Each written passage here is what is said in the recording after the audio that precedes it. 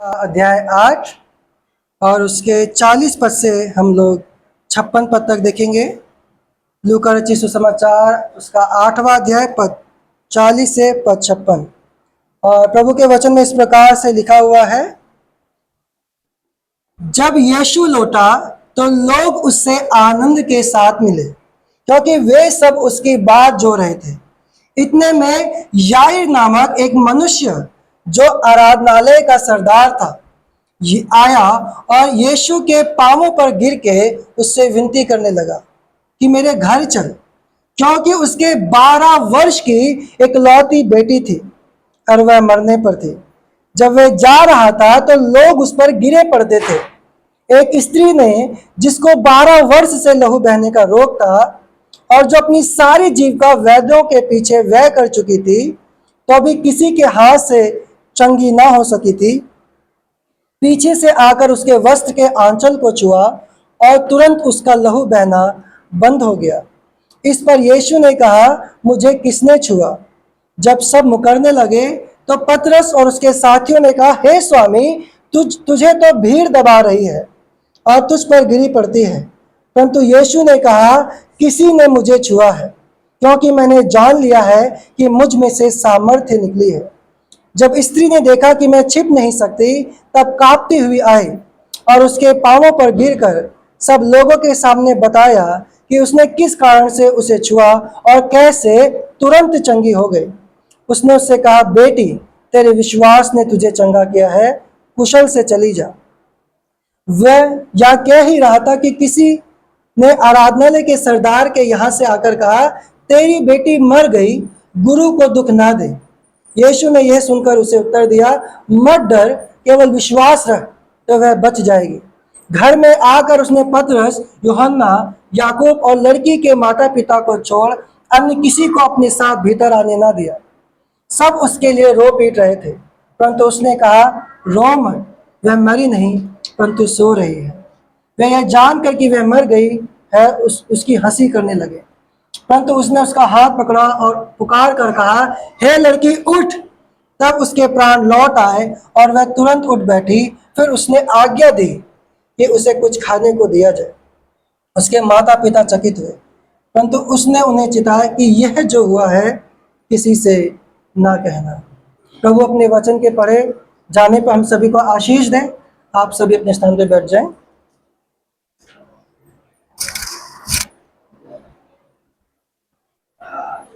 आइए हम प्रार्थना करें।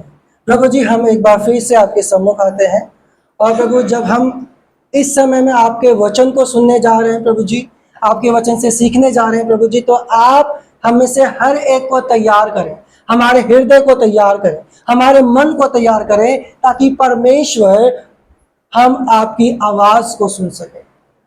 आज जो कुछ भी आज अपने वचन से आप हमें सिखाना चाहते हैं, उसको हम अपने दिल में बसा सकें और उसके अनुसार प्रत्युत्तर दे सके। प्रभु जी, आप हमारी सहायता और मदद करें। परमेश्वर, हमें केवल वचन को केवल सुनने वाला नहीं, लेकिन उस पर चलने वाला बना। प्रभु, हम स्वयं को तेरे हाथों में सौंपते हुए इस प्रार्थना को प्रभु यीशु मसीह के नाम से मांगते हैं, आमीन आमीन। तो हम लगातार रूप से लूका रचित सुसमाचार की पुस्तक से अध्ययन को कर रहे हैं, उसमें से सीख रहे हैं, ठीक है। और आज हम लूका उसके 8 अध्याय 40 से 56 पद को देखने वाले हैं। और जब हम आज के इस खंड को, इस अनुच्छेद को देखते हैं, तो आज का खंड हमें दो लोगों के बारे में बताता है जो अपने जीवन में पूरी रीति से आशाहीन है। जो अपने जीवन में पूरी रीति से क्या है? आशाहीन है। वे दोनों अपने जीवन में एक ऐसी स्थिति पर है, अपने जीवन के एक ऐसे कगार पर है कि उनके लिए अब कोई भी समाधान या हल नहीं बचा है जिससे कि वे अपने जीवन की समस्या से बच सकें।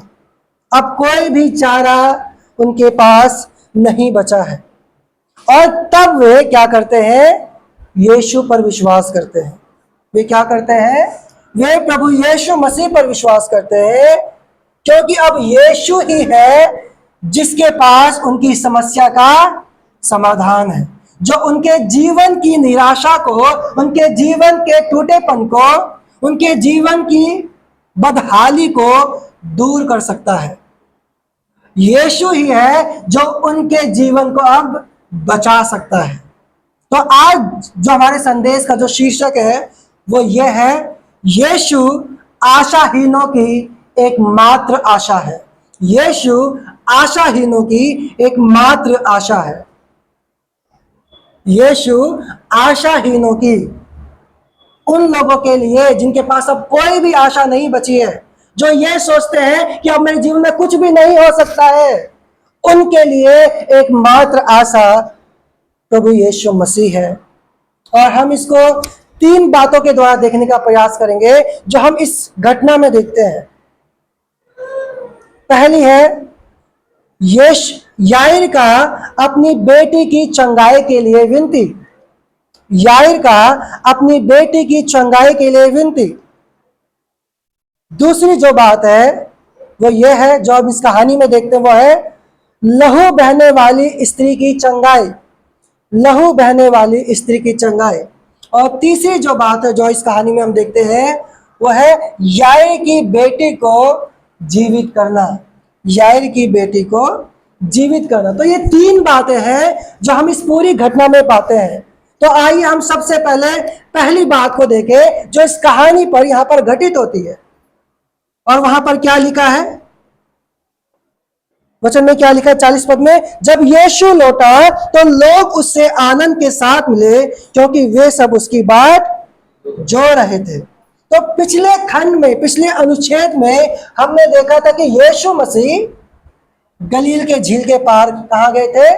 गिरासेनियों के देश में गए थे। कौन से देश में? गिरासेनियों के देश में, जहां उन्होंने एक व्यक्ति को जो दुष्ट आत्माओं का सताया हुआ था उसको चंगा किया, उसको ठीक किया।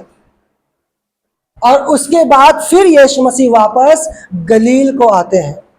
और जब यीशु मसीह वापस गलील में आते हैं तो लोग उनका इंतजार कर रहे हैं, लोग उनकी बात जो रहे हैं और वो यीशु मसीह से आनंद के साथ मिलते हैं। अब सवाल यह है कि वे लोग क्यों यीशु का इंतजार कर रहे थे? वे लोग क्यों प्रभु यीशु मसीह का इंतजार कर रहे थे? ठीक है, हम देखते हैं कि प्रभु यीशु मसीह क्या करते थे।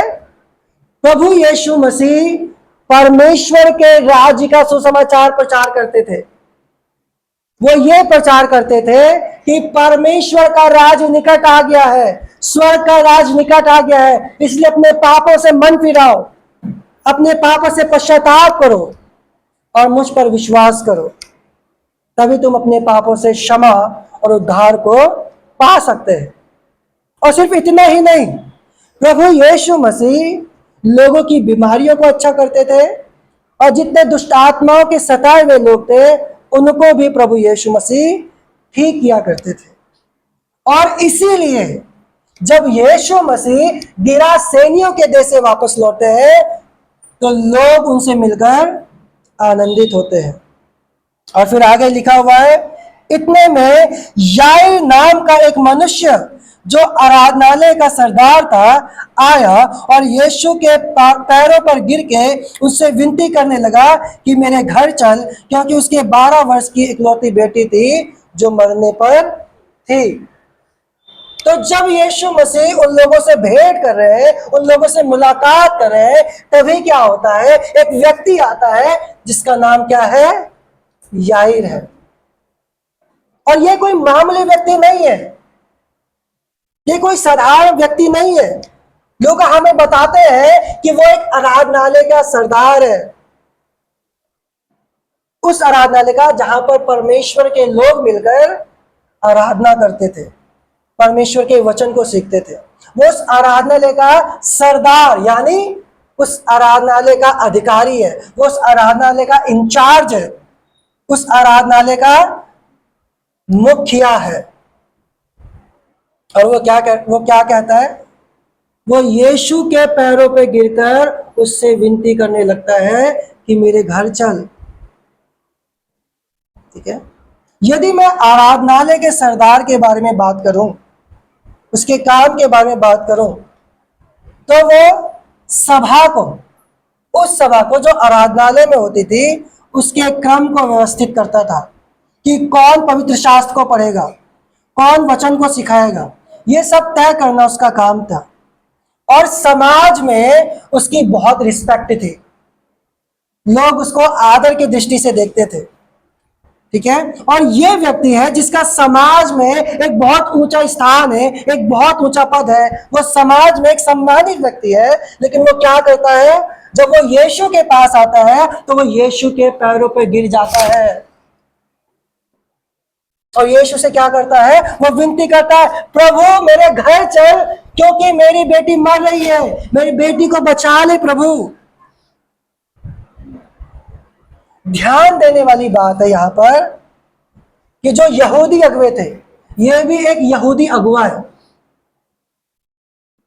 हमने पहले भी पढ़ा है और आगे भी पढ़ेंगे, जो यहूदी अगुवे थे वो यीशु मसीह से बैर रखते थे, वो उसके कामों का विरोध करते थे।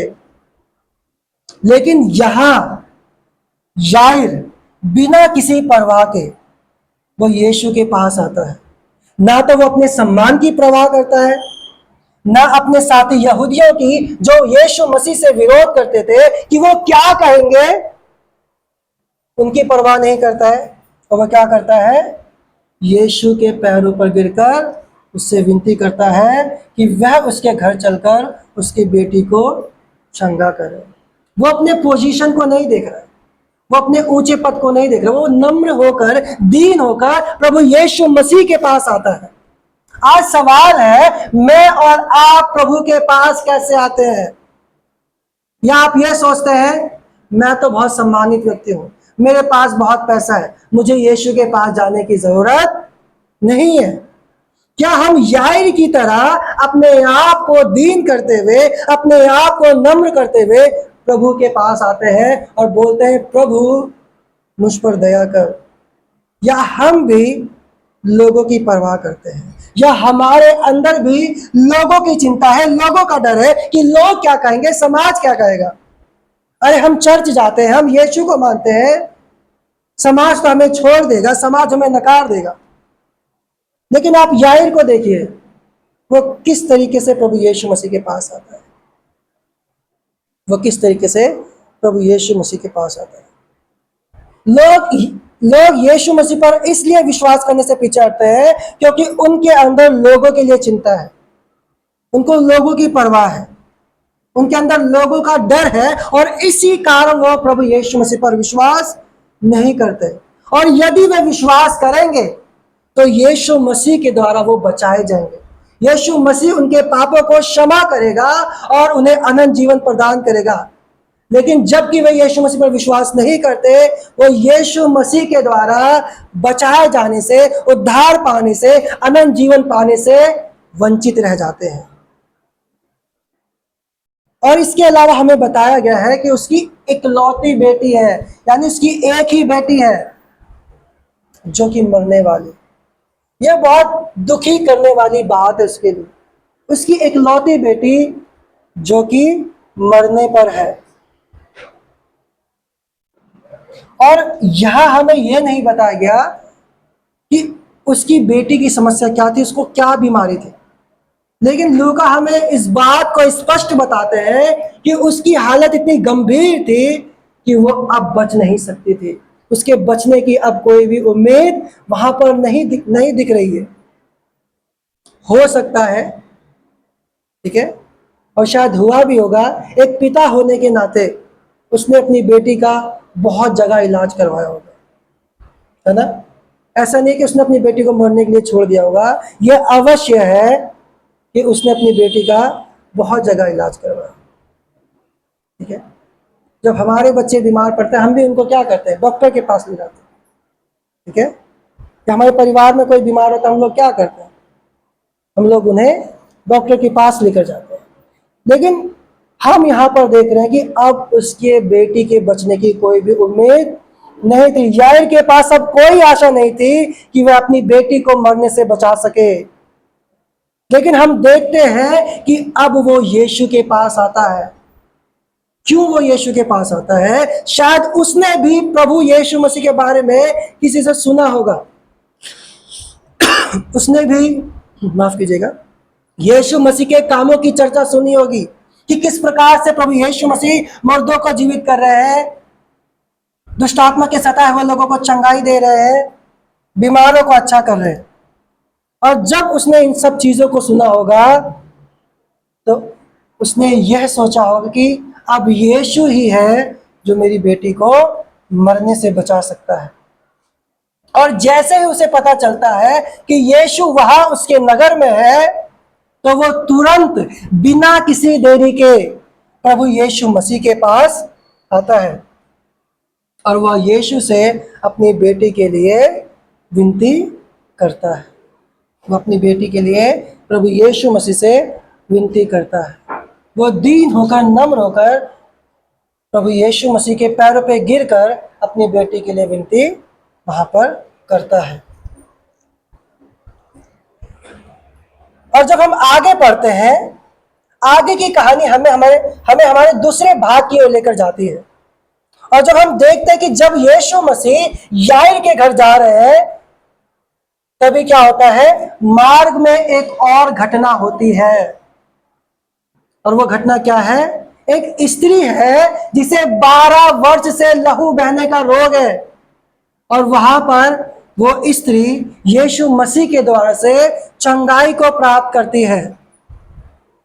ठीक है, 42 पद में लिखा, उसके दूसरे भाग में वहां पे लिखा, जब वो जा रहा था तब लोग उस पर गिरे पड़ते थे। और फिर आगे लिखा 43 पद में, एक स्त्री ने जिसको 12 वर्ष से लहू बहने का रोग था और जो अपनी सारी जीविका वैद्यों के पीछे वह कर चुकी थी, तो भी किसी के हाथ से चंगी ना हो सकी थी। तो यहां पर एक स्त्री है जो अपने जीवन में एक गंभीर और लाइलाज बीमारी से जूझ रही है। और वो बीमारी क्या है? कि उसे लहू बहने का रोग है। यानी वह स्त्री 12 वर्ष से रक्तस्राव से पीड़ित है। 12 वर्ष से रक्तस्राव से पीड़ित है। आमतौर पर महिलाओं में, स्त्रियों में ये जो रक्तस्राव है महीने में एक बार होता है, जो कुछ दिन का होता है। परंतु इस स्त्री के विषय में हम क्या देख रहे हैं कि ये स्त्री लगातार रूप से 12 वर्ष से इस समस्या में है, जिसकी वजह से वो काफी परेशान है। और हमें बताया गया है कि उसने अपनी इस बीमारी का इलाज बहुत से वैद्यों से और डॉक्टरों से करवाया। ठीक है, और अपनी सारी कमाई, अपनी सारी जीविका, अपना सारा धन पैसा सब कुछ अपनी इस बीमारी के इलाज में खर्च कर दिया। अब उसके पास कुछ भी नहीं बचा है, लेकिन वो कहीं से भी ठीक नहीं हुई। कोई भी वैद्य उसको चंगा नहीं कर पाया। ठीक है, मरकुस 5:26 में लिखा है, उसने बहुत कष्ट उठाए और उसका कोई लाभ नहीं हुआ, बल्कि रोग और भी बढ़ता गया। उसकी परेशानी ठीक नहीं हुई, बल्कि वो और अधिक बढ़ती गई। हम देख रहे हैं कि इस स्त्री की स्थिति भी याईर की बेटी के समान है। ठीक है, इसके जीवन में भी अब बचने की कोई उम्मीद नहीं है, ठीक होने की कोई उम्मीद नहीं है। इसे भी प्रभु यीशु मसीह के बारे में पता चलता है, और वो भीड़ में इस विश्वास के साथ यीशु के पास आती है कि यीशु मसीह उसे चंगा करेगा, यीशु मसीह उसे ठीक करेगा। और वो क्या करती है? यहां पे लिखा है 40 पद में, आप मेरे साथ बाइबल में देख सकते हैं, पीछे से आकर, कहां से आकर? पीछे से आकर उसके वस्त्र के आंचल को छुआ और तुरंत उसका लहू बहना बंद हो गया। अब सवाल यह है कि वो क्यों पीछे से आए? वो आगे से क्यों नहीं आए? या सामने से आकर याईर की तरह क्यों नहीं बोला कि प्रभु मुझ पर दया कर? इसके पीछे एक एक पुराने नियम की व्यवस्था है। यदि हम पुराने नियम को देखें, लय व्यवस्था उसके 15 अध्याय 25 से 27 पद में देखें, तो व्यवस्था के अनुसार ऐसी स्त्रियों को अशुद्ध माना जाता था। ठीक है, ऐसी स्त्रियों को अशुद्ध माना जाता था। जिस चीज को भी वो छूती थी वो अशुद्ध मानी जाती थी, जिस बिस्तर पे वो थी वो बिस्तर अशुद्ध माना जाता था। आप मेरे साथ पढ़ सकते हैं, ठीक है, मैं आपके लिए इसे पढ़ दूंगा। लय व्यवस्था उसका 15वां अध्याय 25 से 27 पद, वहां पर इस प्रकार से लिखा है, फिर यदि किसी स्त्री के अपने मासिक धर्म के नियुक्त समय से अधिक दिन तक लहू बहता रहे या उस नियुक्त समय से अधिक समय तक ऋतुमती रहे, तो जब तक वह ऐसी दशा में रहे तब तक वह अशुद्ध ठहरी रहे। उसके ऋतुमती रहने के सब दिनों में जिस जिस बिछौने पर वह लेटे वे सब उसके मासिक धर्म के बिछौने के समान ठहरे, और जिस जिस वस्तु पर वह बैठे वे भी उसके ऋतुमती रहने के दिनों के समान अशुद्ध ठहरे, और जो कोई उन वस्तुओं को छुए वह अशुद्ध ठहरे। इसलिए वह अपने वस्त्रों को धोकर जल से स्नान करे और शाम तक अशुद्ध ठहरे। तो यही कारण है कि ये जो स्त्री है जिसे लहू बहने का रोग है 12 वर्ष से, वो सामने से नहीं आती, ठीक है, बल्कि वो कैसे आती है, वो पीछे से आती है और यीशु के वस्त्र के आंचल को छूती है, और फिर क्या होता है, वो तुरंत चंगी हो जाती है। लिखा है कि तुरंत उसका लहू बहना बंद हो गया। धीरे धीरे नहीं, या समय नहीं लगा, तुरंत उसका लहू बहना बंद होगा। आपको याद है जब यीशु मसीह और उसके चेले नाव में सवार होकर गलील के झील के पार जा रहे थे, जब आंधी और तूफान आ रहा था, तब क्या हुआ, यीशु मसीह ने आंधी और पानी को डांटा और वो तुरंत शांत हो गया। तो यहां पर भी ऐसा ही, जैसे ही उस स्त्री ने विश्वास के साथ यीशु मसीह के आंचल को छुआ, उसके वस्त्र के आंचल को छुआ, तुरंत उसका लहू बहना बंद हो गया। यानी जिस बीमारी से वो 12 साल से परेशान थी, अब वो उससे बिल्कुल भी ठीक हो गई है। क्यों ठीक हो गई? अपने विश्वास के कारण। यदि हम मत्ती उसका 9 अध्याय 21 पद पढ़े, वहां पर लिखा है, वो कहती थी यदि मैं उसके वस्त्र को छू लूंगी तो चंगी हो जाऊंगी, मैं ठीक हो जाऊंगी। उसका प्रभु यीशु मसीह पर अटूट विश्वास था और अपने इसी विश्वास की वजह से वो अपनी लाइलाज बीमारी से ठीक हो गई। वो अपनी लाइलाज बीमारी से ठीक हो गई।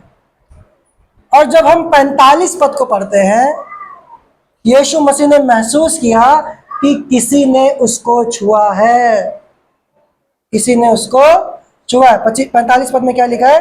यीशु मसीह पूछते हैं कि मुझे किसने छुआ, मुझे किसने छुआ। तो जो वहां पे लोग हैं भीड़ में, वो क्या कहते हैं, वो सब मुकरने लगते हैं। सब कहते हैं प्रभु मैंने नहीं छुआ, प्रभु मैंने नहीं छुआ, ठीक है।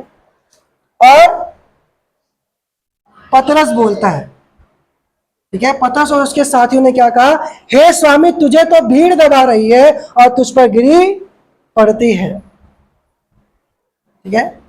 तो यह संभव था कि कोई ना कोई यीशु को छू रहा था उस भीड़ में।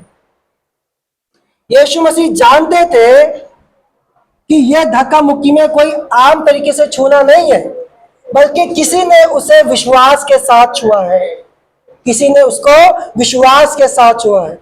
यीशु मसीह क्या बोलते 40 पद में, परंतु यीशु ने कहा किसी ने मुझे छुआ है क्योंकि मैंने जान लिया है कि मुझ में से सामर्थ्य निकली है, मुझ में से सामर्थ्य निकली है। ये छूना कोई आम छूना नहीं था। उसने, उस स्त्री ने प्रभु यीशु मसीह को विश्वास के साथ छुआ और यीशु मसीह ने जान लिया कि किसी ने उसको छुआ। और जब स्त्री ने देखा कि अब वो छुप नहीं सकती, तब कांपती हुई आई। कैसे आई? कांपती हुई, डरती हुई। क्योंकि अभी हमने व्यवस्था के बारे में देखा कि ऐसी स्त्रियां किसी भी चीज को, किसी भी व्यक्ति को भी नहीं छू सकती थी।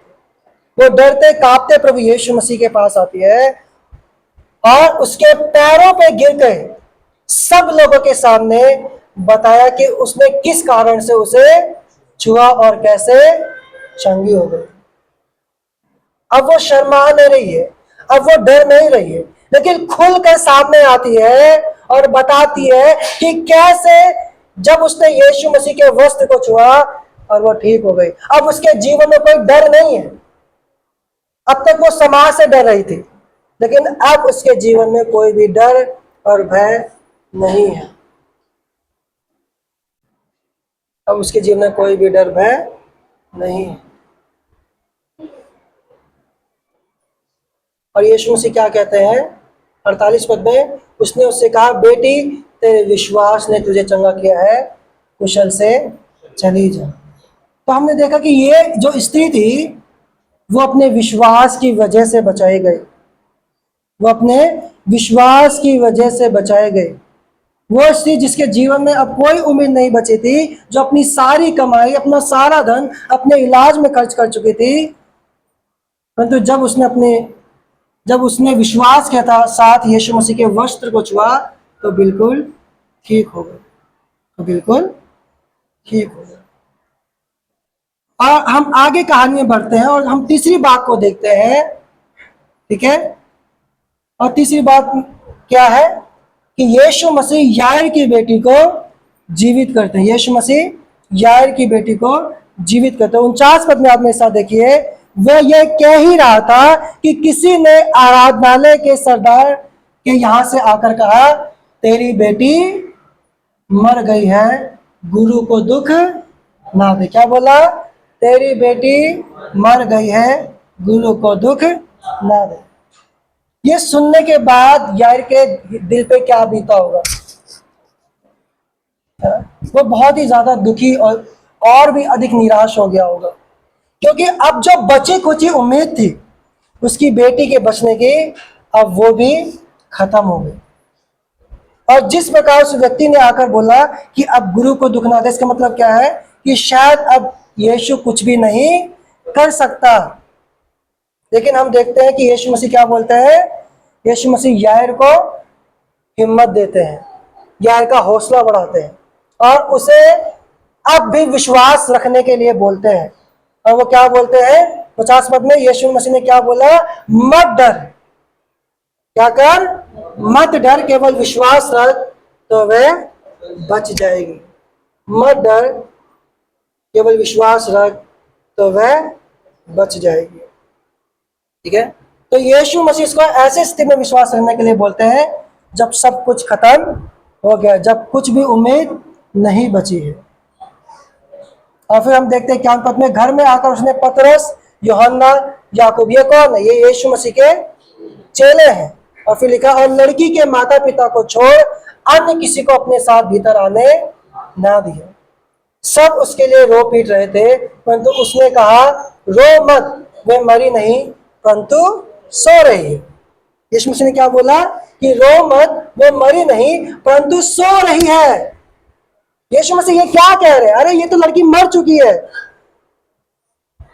और आप कह रहे हैं कि ये सो रही है। लोग ये सुनकर यीशु मसीह की हंसी करने लगे, यीशु मसीह का ठट्ठा उड़ाने लगे। वो लोग जो रो रहे थे अभी तक, जब यीशु मसीह ने इस बात को बोला तो वो क्या कर रहे हैं? उसकी हंसी कर रहे हैं।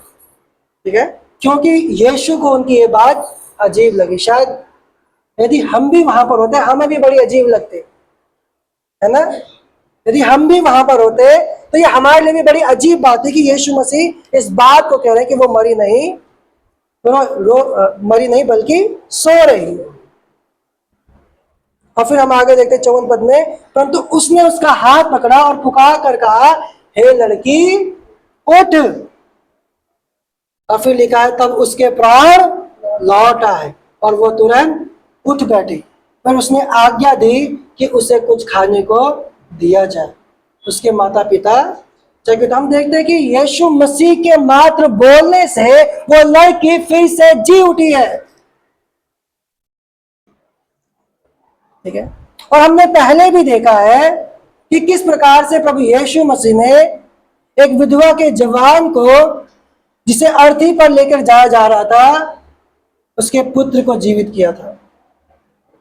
और अब भी हम देखते हैं कि यीशु मसीह के मात्र बोलने से वो लड़की फिर से जीवित हो गई। वो लड़की जो मर चुकी थी, अब फिर से उसके प्राण लौट आए।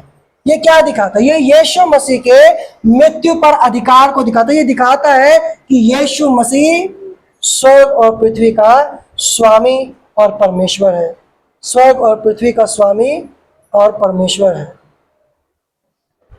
और फिर हम देखते हैं कि यीशु मसीह ने उनके माता पिता को चिताया कि किसी से ना कहना, किसी से ना कहना। पिछले खंड में हमने देखा था कि जो दुष्ट आत्मा को सताया हुआ व्यक्ति था, यीशु मसीह ने उससे क्या बोला कि जाकर सब लोगों को बता कि परमेश्वर ने तेरे लिए कैसे बड़े बड़े। अब यहाँ पर हम देख रहे हैं कि यीशु मसीह इस व्यक्ति को मना कर रहे हैं कि किसी से कुछ मत कहना। क्यों कह रहे हैं? क्योंकि यीशु मसीह कहाँ पर है? गलील में है। ठीक है, गलील के। और हम देख रहे हैं कि यीशु मसीह इसलिए मना कर रहे हैं क्योंकि यीशु मसीह का उद्देश्य क्या था? हमें यीशु मसीह के उद्देश्य को पहचानना है। बहुत से लोग उस समय में यीशु मसीह को गलत समझ रहे थे कि यीशु मसीह एक संसारिक मसीहा, एक संसारिक राजा है, ठीक है, जो हमें रोम की गुलामी से आजाद करेगा। लेकिन यीशु मसीह का उद्देश्य क्या था? यीशु मसीह इसलिए संसार में आए थे ताकि वो लोगों को उनके पापों से छुड़ा सके, उनके पापों से क्षमा दे सके। तो यीशु मसीह नहीं चाहता था कि यीशु को लोग किसी भी तरीके से गलत समझे। यीशु मसीह का उद्देश्य भीड़ को इकट्ठा करना नहीं था। यीशु मसीह का उद्देश्य सिर्फ चमत्कार दिखाना नहीं था, बल्कि यीशु मसीह का उद्देश्य क्या था कि लोग यीशु को सही तरीके से समझें और जानें। आज हम इस संदेश से क्या सीखते हैं? आज हम इस संदेश से क्या सीखते हैं? शायद आज हमारे जीवन में भी हम ऐसी बातों से जूझ रहे हैं जिसके बारे में हम सोचते हैं कि शायद अब इसका कुछ भी नहीं हो सकता, शायद अब इसका कुछ भी नहीं हो सकता। हमने भरसक प्रयास किए लेकिन हम असफल रहे। हो सकता है कि वो कोई बुरी आदत हो या वासना हो या पाप हो जिसे हम कई समय से निकलने का प्रयास कर रहे हैं लेकिन नहीं निकल पा रहे,